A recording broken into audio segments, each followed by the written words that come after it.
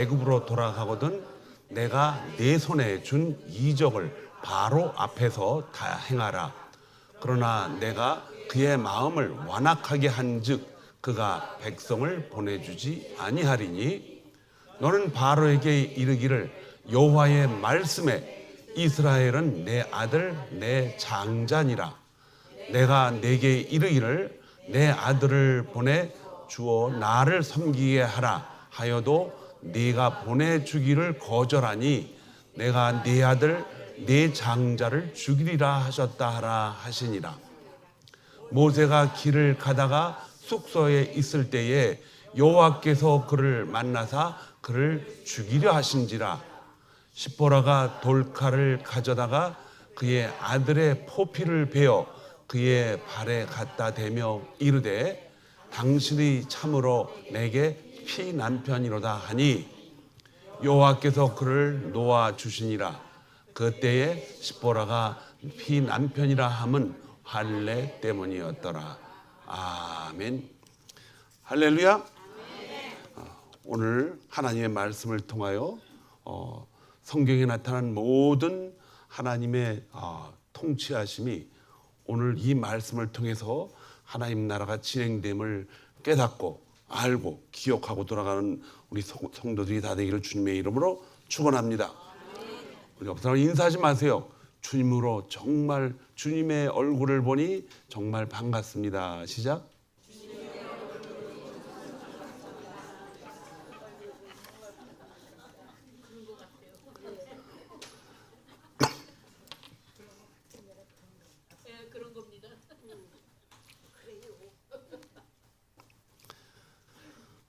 오늘 우리가 읽은 출애굽기 4장 21절에서 26절까지 말씀은 성경의 많은 부분 가운데서 특별히 매우 이해하기 힘든 본문입니다. 근데 여러분들은 이것을 꼭 이해를 해야 될 줄로 믿습니다. 왜냐하면 우리에게 이해하라고 써놓은 문장이기 때문에. 창세기 4장 전체는 3장에서도 이미 말씀을 드렸지만은 3장, 4장은 하나님과 하나님의 종 모세와의 대화를 통해서 하나님이 어떻게 진행할 것이다라는 것을 아주 자세하게 말씀하고 있어요. 그래서 하나님이 늘 보던 그 사막에서의 호렙산, 호렙이라는 것은 쓸모없는 산이란 뜻이에요. 호렙이라는 뜻 자체가. 그리고 그곳에 여기저기 사막에서 늘 자주 볼 수 있는 바로 이 쓸모가 없는 나무, 바로 이 떨기나무에서 뭐가 났다? 불꽃이 막 솟아났다고 이렇게 얘기를 합니다. 떨기나무는 보면은 그냥 지나가는 나무예요. 그런데 거기에 뭐가 났다? 불이 났다. 근데 불이 꺼지지가 않는다. 연기도 없다. 그런 뜻입니다. 그래서 눈을 돌렸다가 다시 그 떨기나무 앞으로 신기해서 다가간다는 것입니다. 그의 손에는 뭐가 있어요? 지팡이가 아직도 있습니다. 모세는 사막에서 거의 40년을 이 지팡이 하나를 의지하고 살았어요. 지팡이는 무슨 역할을 해요? 양들을 몰고 또 사자들 광야의 맹수들을 쫓는데 그가 가지고 있는 유일한 무기입니다. 그래서 이 모세는 지팡이를 놓칠 수가 없어요. 그 지팡이가 굉장히 중요하죠. 그래서 하나님은 모세를 떨기나무 앞으로 오게 해가지고 신발을 벗게 하고 하나님이 계신 곳은 거룩한 땅이기 때문에 그 호렙산도 거룩한 땅으로 변합니다. 하나님이 거기 계시지 않으면 호렙산은 아무 쓸모가 없는 그런 산이에요. 그곳에 하나님이 오셔서 이 땅은 내가 있는 이곳은 거룩한 곳이라고 먼저 모세에게 알려주죠. 그리고 신발을 벗으라고 합니다. 그래서 하나님이 이 모세에게 가지고 있는 그 지팡이를 가지고 하나님이 방법을 가르쳐 줍니다. 모세는 거기에서 엄청난 하나님의 사명을 받습니다. 그게 뭐냐 하면은 40년 동안 다 잃어버리고 아무것도 할 수 없는 그냥 목동이에요. 광야에서 40년을 살게 하신 이유는 그가 궁정에서 40년을 살았기 때문에 그 모든 것을 다 잃어버리게 하는 긴 기간입니다. 그런데 이 40년 동안 모세는 목동으로서의 살아가는 삶을 그냥 늘 훈련시키지 않았는데도 광야에서 살아가다 보니까는 사람이 도시 사람이 아니라 뭐가 됐어요? 완전히 시골 사람이 된 거예요. 도시에 가면 그런 성격 가지고 못 삽니다. 도시에 가면 어떻게 해야 돼요? 눈이 반짝반짝하고 또 반짝반짝만 하는 것이 아니라 눈이 찢어져야 돼. 날카롭게 그냥. 그리고 또 그뿐만 아니라 눈이 항상 한 곳만 정지하고 있으면 안 돼요. 항상 눈이 왔다 갔다 해. 정신을 뭐예요? 바짝 차려야 돼요. 근데 모세는 그걸 다 잃어버리고 왔다 갔다 하면서 떨기나무 하나 늘 보던 거니까는. 근데 하나님이 호렙산 쪽으로 모세의 마음을 인도하셨다고 이렇게 기록을 하고 있습니다. 근데 거기에서 갑자기 뭐를 봤어요? 생전 보지도 못했던 떨기나무를 본 것입니다.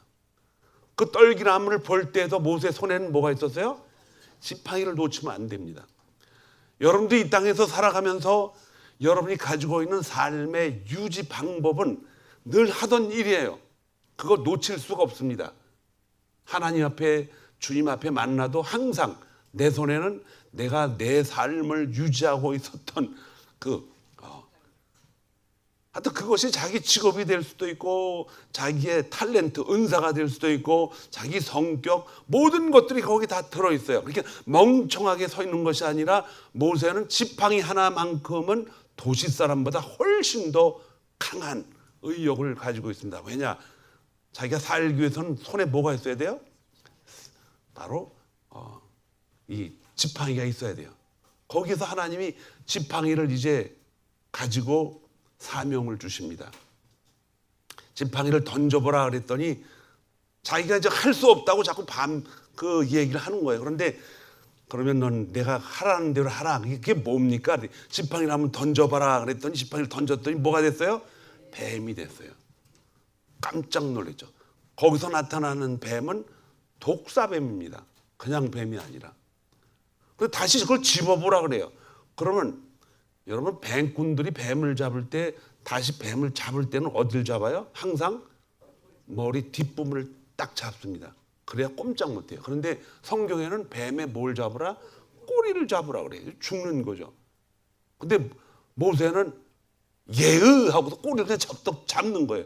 이게 정신이 없는 거예요. 이 사람이 지금 뭐가 어떻게 이게 무슨 일인가? 갑자기 지팡이가 뱀이 됐고 또 꼬리를 잡으라니까 꼬리를 덥석 잡았더니 그게 다시 뭐가 됐어요? 지팡이 됐어요. 이 두 번째로 또 뭐라 그래요? 네 손을 어디다 넣어봐라? 가슴에 넣어봐라. 왜 가슴에다 넣어요? 네 마음이 지금 어떻게 너의 손을 움직이는가를 보게 하려고. 가슴에다 놓더니 뭐가 됐어요? 손이 허옇게 돼가지고 무슨 병처럼? 성경에는 문둥병이라는데 요 조금 고급스러운 말로 뭐라 그래요? 한센병이라 그러죠? 그걸 밖에 도로 또 손을 빼서 했더니 또 집어넣더니 그게 다시 정상으로 들어왔어요. 그리고 세 번째는 뭐예요? 그가 가지고 있는 것을 떠나서 나일강에 물을 갖다가 거기다 붓는 그걸 연상하면서 거기다가 물을 부어라 그랬더니 그 물이 뭐가 됐어요? 피가 됐다는 거예요. 그거는 다시 바꾸질 않습니다. 하나님이. 물과 피는 다르기 때문에. 그것이 이제 모세가 다시 지팡이를 들고 이제 나오는데 이제 성경 4장에는 그 지팡이가 모세의 지팡이가 아니라 누구의 지팡이가 됐다? 하나님의 지팡이가 됐다라고 기록을 해놓고 있어요. 모세의 지팡이가 아니라 누구의 지팡이? 하나님의 지팡이로 이제 기록을 성경에 해놨습니다. 그리고 그 하나님의 지팡이를 데리고 미디안 땅에서 자기 아내와 아들들을 데리고 어디로 가고 있는데 물론 하나님이 명령하신 그곳이겠죠. 그곳으로 가는데 갑자기 뜻밖의 사건이 생깁니다. 그것이 여러분과 제가 오늘 읽은 창세기 4장 15절에서 22절까지의 말씀입니다. 가다가 거기에 한 숙소에 들어가지요. 기니까 가서 잠을 자야 될 거 아니에요. 거기 숙소에 들어가는데 거기는 아무도 몰라요. 누구만 알아요? 모세와 그의 부인만 압니다. 부인 이름이 뭐예요? 십보라라고 하는 부인이 있어요. 그런데 십보라가 보니까는 하나님이 그를 죽이려고 했다는 표현은 누군가가 아니면 무엇인가 모르게 모세가 갑작스러운 행동을 해서 죽음에 임박했다는 것을 보게 된 거예요. 성경에는 하나님이 모세를 죽이려고 했다. 이 성경은 누가 썼어요? 성경은 하나님이 누구를 통해서? 모세를. 자기의 과거를 회상하면서 하나님이 자기를 죽이려고 했던 사건들을 거기다 기록을 해놓은 것입니다. 그래서 독자들은 이 글을 읽으면서 아니 그 다 해놓고 명령을 주시고 나서 갑자기 하나님이 모세를 죽이려고 그러지? 이 말이 안 되잖아요. 그런데 이 사건 속에서 우리가 성경학자들이 이게 뭔가 잘못되지 않았나라고 많은 문헌을 조사를 해봐서 아주 정확한 대답은 안 나옵니다. 그런데 요거에 대한 정확한 대답은 그 십보라가 어떤 행동을 했는가에 따라서 해석을 해야 돼요. 거기에 자세히 보면은 모세가 내가 네게 이르기를 내 아들을 보내주어 나를 섬기게 하라 하여도 내가 보내주기를 거절하니 내가 네 아들 네 장자를 죽이려 했던 말을 먼저 하고서 모세가 길을 가다 숙소에 이를 때 여호와께서 그를 만나서 그를 죽이려고 하신지라. 이렇게 바로에게 일어날 일들을 먼저 얘기하고 그 다음에 모세를 그리로 데려가려고 그러는데 모세를 하나님이 뭐 하려고 그랬다? 죽이려고 한 거예요. 갑자기 이런 상황이 벌어집니다. 왜 그랬을까? 그때 갑자기 그에게 가장 인생을 가깝게 살아왔던 동반자 십보라가 그 상황을 어떻게 했습니까? 깨달았어요. 깨닫고 급히 가서 자기 아들을, 거기 아들이란 것은 그들이 사막을 갈 때 아들들이라고 그랬는데 여기서는 아들 한 사람을 언급합니다. 그 아들 한 사람은 뭘 안 받았다? 할례를 안 받았다는 거예요. 그가 할례를 안 받았다는 것은 십보라의 책임도 있지만은 가정을 이끌고 가는 누구의 책임? 모세가 그거 하나님이 아브라함에게 자기 조상들에게 말했던 그 할례에 대한 그 개념을 경홀히 여긴 것입니다. 모세가 여기 할례 받았다는 이야기는 안 적혀 있어요. 그러나 모세는 그가 태어나자마자 8일 만에 분명히 레위 족속의 어머니가 장가를 결혼을 하고 장가를 결혼해서 태어났기 때문에 반드시 뭘 받았을 줄 알아요. 할례를 분명히 받았을 거예요. 그리고 그의 어머니가 그를 며칠 동안 거의 3년 가까이 그를 키웠다고 그랬어요. 분명히 할례를 받았을 것입니다. 그러나 그는 자기 아들에 대한 할례를 이제 받지 못한 것이 한 사람이 있었는데 하나님이 그것을 끄집어내서 모세에게 할례에 대한 아주 엄청난 중요한 이유를 밝힙니다. 그 밝히는 과정 속에서 하나님은 모세의 죽음을 거기다 걸은 거예요. 내가 너를 좀 죽여야겠다. 이건 모세가 그냥 죽이겠다는 얘기가 아니라 죽음을 가지고 할례에 대한 것을 바라보라는 것이에요. 이때 그것을 제일 먼저 깨달은 사람이 누구냐? 옆에 보고 있던 아내 십보라가 깨닫고, 이 십보라는 여인은 유태인이 아니에요. 그런데 히브리인이 아니에요. 미디안 광야에서 만났다가 40년을 그게 같이 살았는데 십보라가 가지고 있는 자녀에 대한 것과 우리가 가지고 있는 자녀의 생각이 똑같습니다. 어린 아이를 8살 돼서 피를 볼 수 있도록 한다는 게 너무 잔인한 것 같아요. 그래서 처음에는 모세가 몇 아들을 했겠죠. 그러나 그 아들은 하질 못했어요. 그냥 살아도 괜찮지 않겠냐. 마음이 아픈 거예요.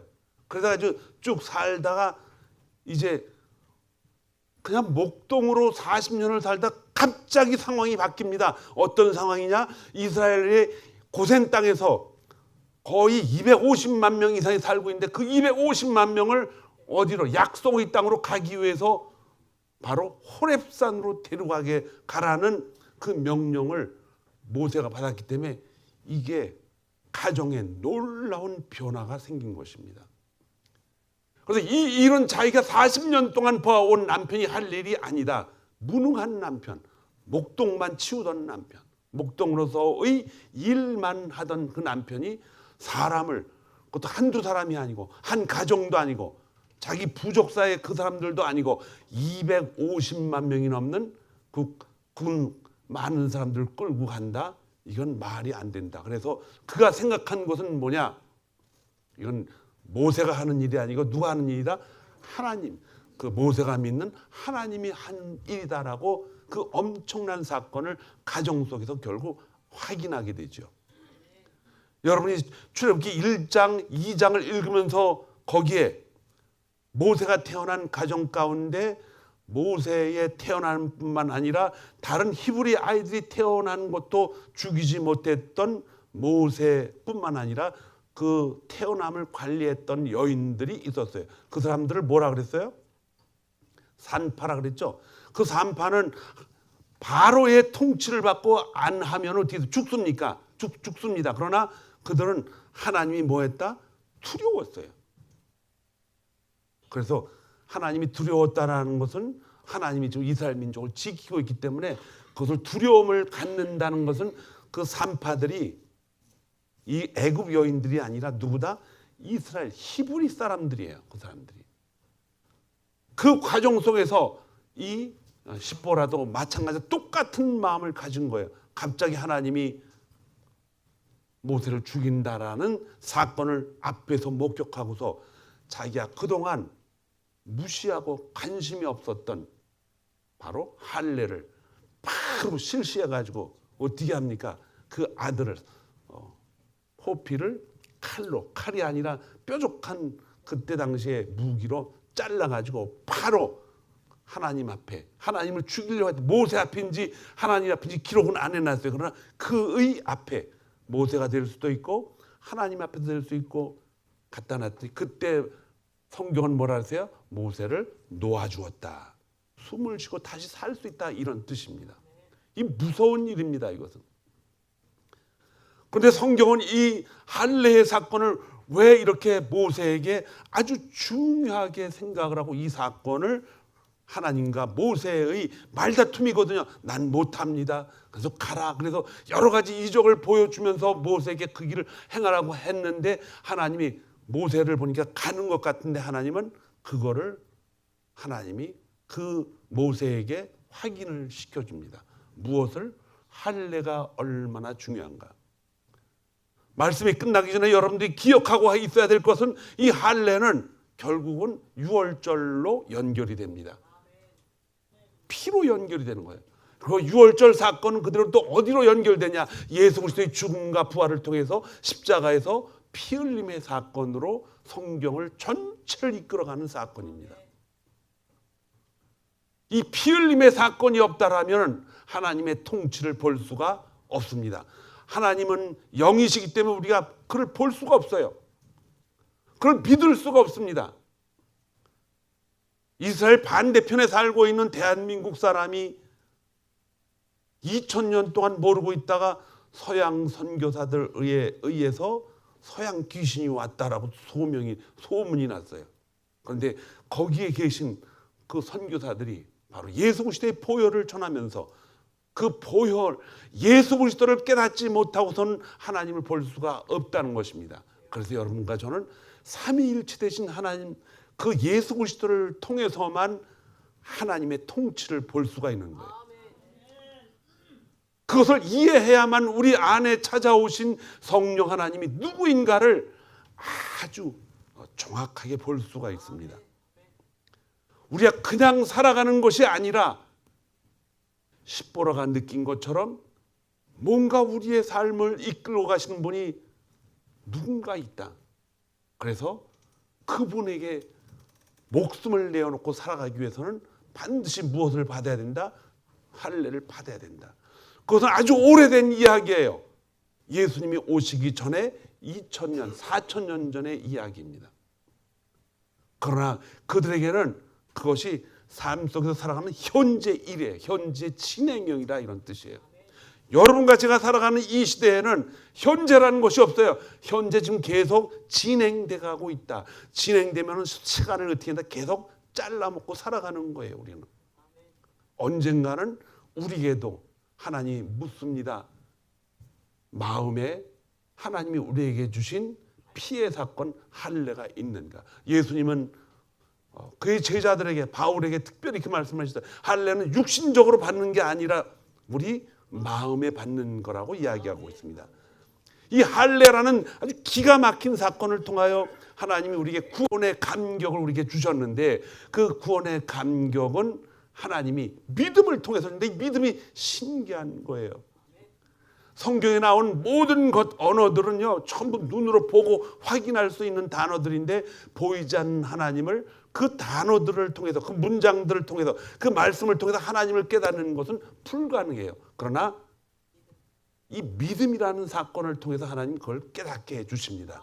그래서 천국은 믿음 없이는 갈 수가 없다는 것이죠. 우리가 읽은 본문 바로 앞에 22절과 23절에 보니까는 이스라엘은 내 아들 장자라, 내가 네게 이르기를 내 아들을 보내주어 나를 섬기게 하라. 섬긴다, 워십한다는 뜻이에요. 워십이라는 것은 단지 이 시간만 뜻하는 것이 아니라 우리 생활 속에서 우리의 삶이 그분이 통치하는 삶 속에서 지금 내가 살아가고 있다는 그런 폭넓은 뜻이 담겨 있습니다.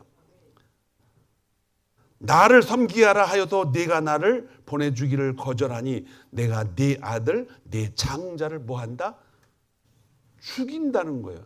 이 말을 누구한테 하라? 가서 바로에게 하라는 거예요. 40년 전에 다 잊어버렸던 자기 같이 살았던 바로 왕, 그 앞에 가서 이 말을 할 수 있을 것 같아요? 못합니다. 못해요. 다른 말은 할 수 있어도 자기가 같이 삶을 누렸던 그 사람한테 가서 하나님이 네 아들 죽인대. 이게 무서운 말이잖아요.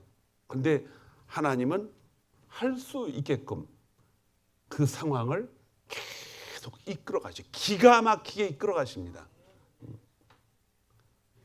네 장자를 죽이리라 한 이 기가 막힌 하나님 아들 독생자를 통해서 연결이 되지만, 모세가 할 수 있는 말은 그때 상황에 맞춰서 할 수밖에 없는데, 이 말을 할 수 있도록 마지막 10번째에 바로 유월절 사건을 만들기 위해서 이 말을 그대로 해버립니다.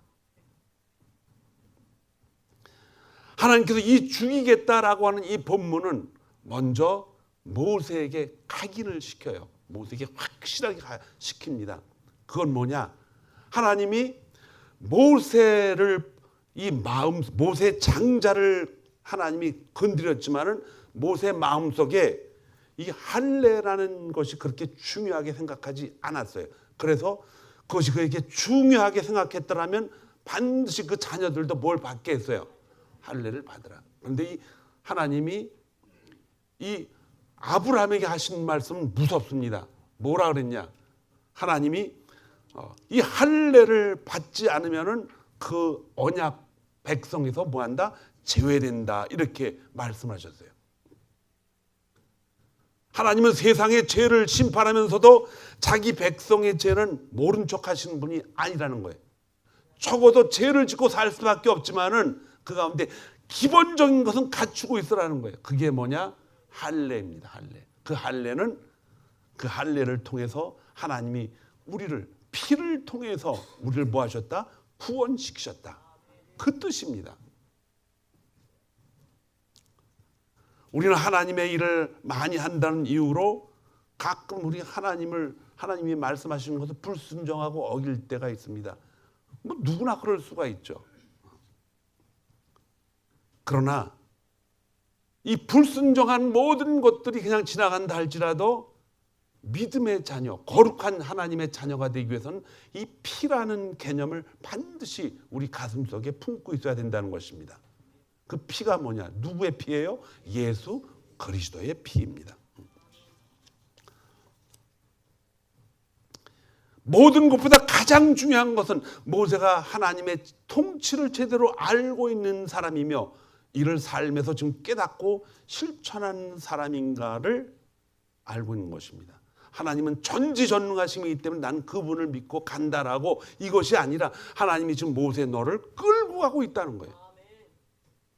모세 한 사람을 통해서 이스라엘 모든 백성들이 하나님이 이스라엘 백성들을 전체로 통치하고 있다는 걸 알게 하려는 것입니다. 모세 한 사람이 너가 지금 하나님이 너를 통치하고 있다는 것을 깨닫고 그것을 너의 삶을 통해서 이스라엘 백성들을 끌고 갈 때 이스라엘 백성들도 그걸 깨닫게 하려는 거예요. 모세가 흔들리면 어떻게 돼요? 이스라엘 백성들도 다 흔들립니다. 무서운 출발점입니다. 저와 여러분이 이미 하나님이 우리 안에 계셔서 성령 하나님이 우리 안에 지금 좌정하고 계시고 교통하시고 교제하시면서 우리를 끌고 가시는데 그 끌고 가실 수 있는 이유가 뭡니까? 우리 안에 피가 우리 죄를 깨끗하게 없애버린 시은소, 바로 사막에서 가장 중요한 것이 물과 먹을 것인데 그것보다 더 중요한 것은 성막이 우리 안에 설치되어 있다는 것입니다. 이걸 잃어버리면 그 사람은 우리는 그리스도인이라고 말할 수가 없습니다. 우리가 기쁜 좋은 날이 얼마나 많아요. 그러나 사실은 기쁜 날보다 슬픈 날이 더 많습니다. 산 넘어 산, 강 건너 강 다 건너왔다 그러지만은 이제 기쁨이 있다라고 그 앞에 또 뭐가 있어요? 또 다른 강과 산이 있어요.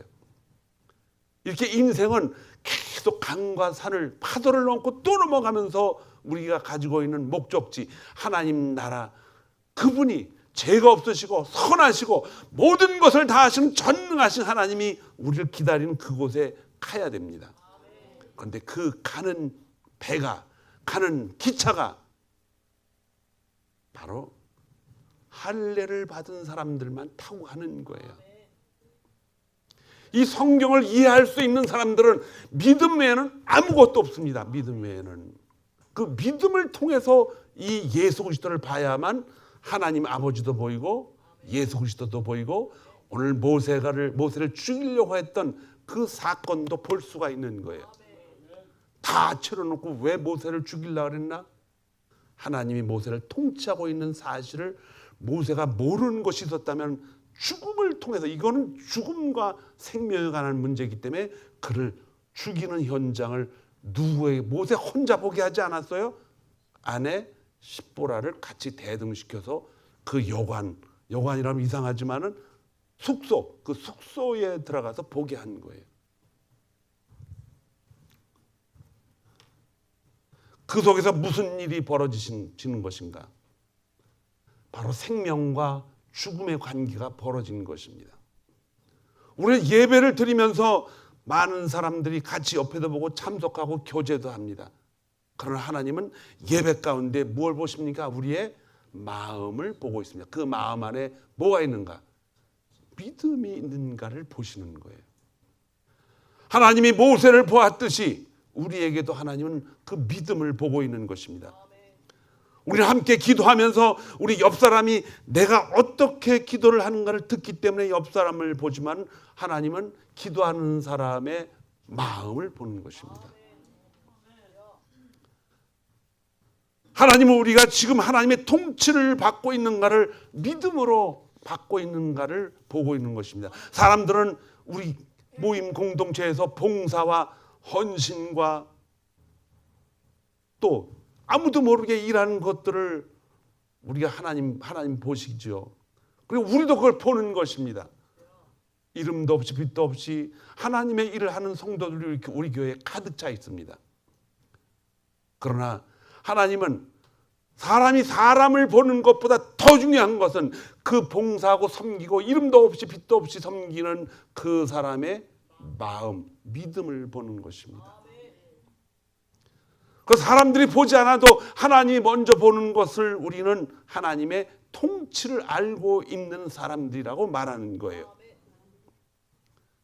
사역 현장에서는 목회자들도 하나님처럼, 하나님의 사람처럼 보이는 그런 일을 하지만 가정에서는 그렇지가 않다는 거예요. 교회에서는 사랑을 말하면서 집에 가서는 뭐예요? 분노를 막 품고 가장 사랑하는 가족들을 막 대하잖아요. 교회에서 직분을 받고 장로, 전도사, 선교사, 뭐 리더, 각 파트의 리더자들, 집사, 재직들, 총직의 직분 다 받고 우리는 그렇게 하는 것처럼 보이지만 집에 가면 어떻게 돼요? 화를 내고. 왜 화를 냅니까? 하나님이 지금 나를 통치하고 있다는 걸 잃어버리면 자기 생각이 바깥으로 먼저 나옵니다.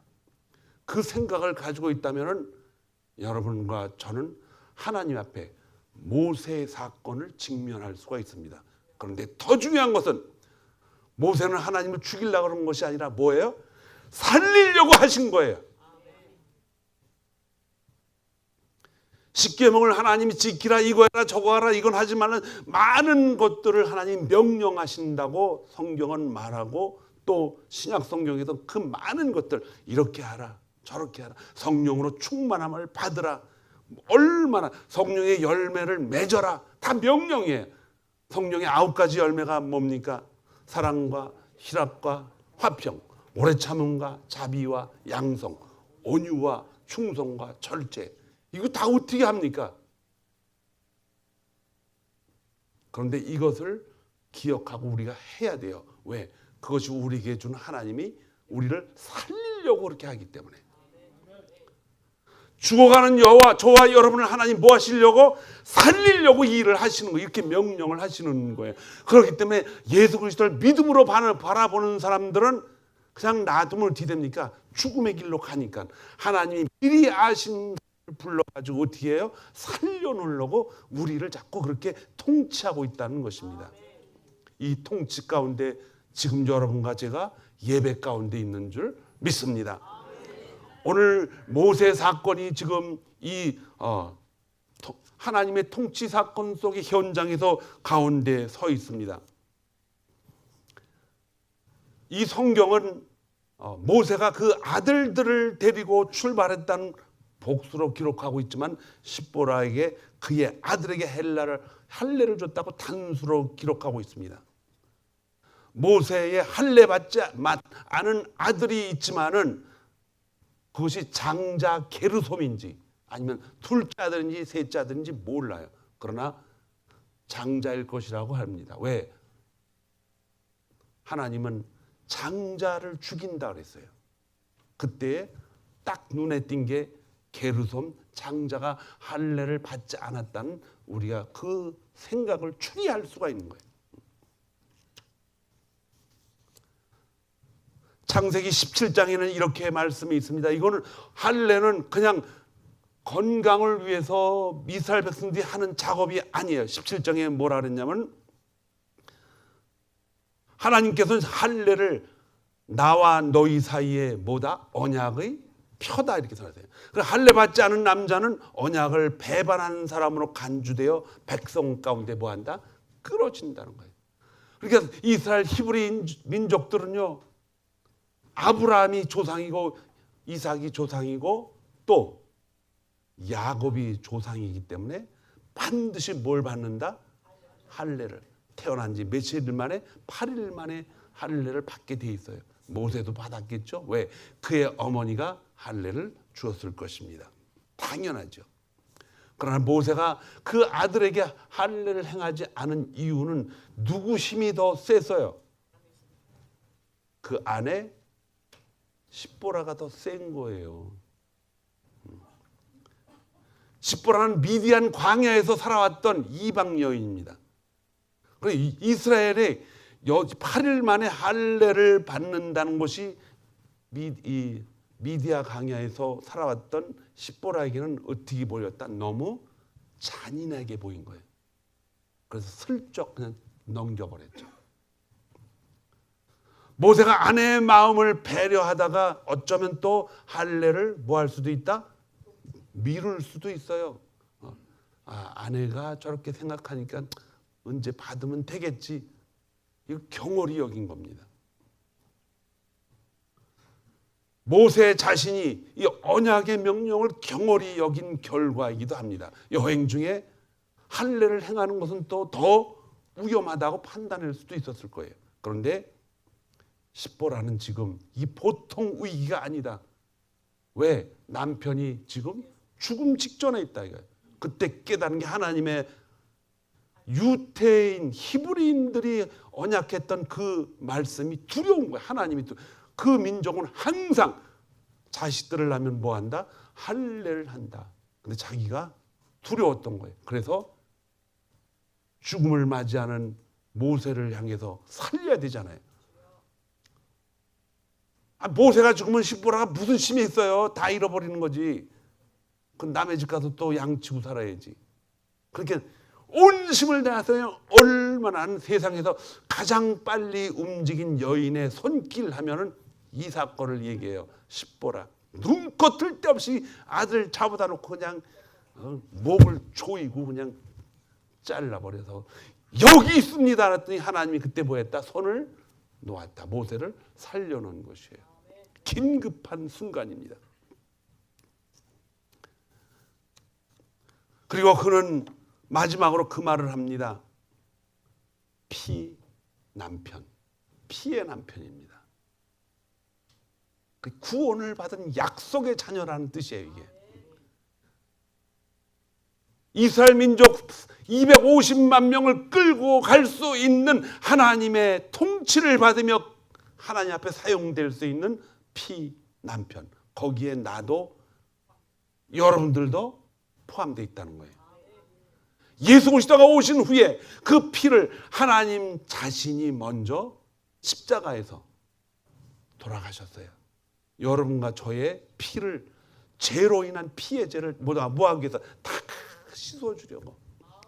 이것을 우리가 어떻게 믿습니까? 이것을 믿을 수 있도록 한 단어를 우리에게 주셨어요. 그게 뭐예요? 믿음이라는 것입니다. 사람은 깨달은 것을 이해가 되면 어떻게 된다 그랬어요? 감동이 생깁니다. 감동이 생기면 어떻게 됩니까? 그걸 하든지 말든지 결정을 내리게 돼요. 그런데 하나님이 우리에게 감동을 주실 정도로 이해를 시키면요, 우리 안에 뭐가 생겨요? 욕망이, 놀라운 의욕이 생겨요. 믿고 싶다. 그분 따라가 다니고 싶다. 그러니까는 예수 그리스도의 제자들이 첫 번째 혜택을 받은 사람들이에요. 사도들이. 예수님이 살아있을 때는 좌의정, 우의정, 아니면 옆에서 식사라도 끌어당기는 장관이라도 하고 싶은 거예요. 그런데 그분이 갑자기 돌아가시니까 어떻게 돼요? 다 도망가 버린 거예요. 이제 끝났다. 그러나 부활하시고 나서 성령이 그들 안에 미리 아심받은 자들에게 하나님이 성령을 부어주심으로 말미암아 그들이 예수 그리스도를 어떻게 본다? 믿음으로 이제 보기 시작한 거예요. 믿음으로 보니까 그들이 3년 반 동안 그리스도를 따라간 모든 행실이 뭘로 보여요? 믿음으로 보이게 되는 거예요. 그들의 삶이 완전히 바뀝니다, 여러분. 믿음은 삶을, 우리 자체를 변화시키는 것이 아니라 삶의 방향을 바꿔버립니다.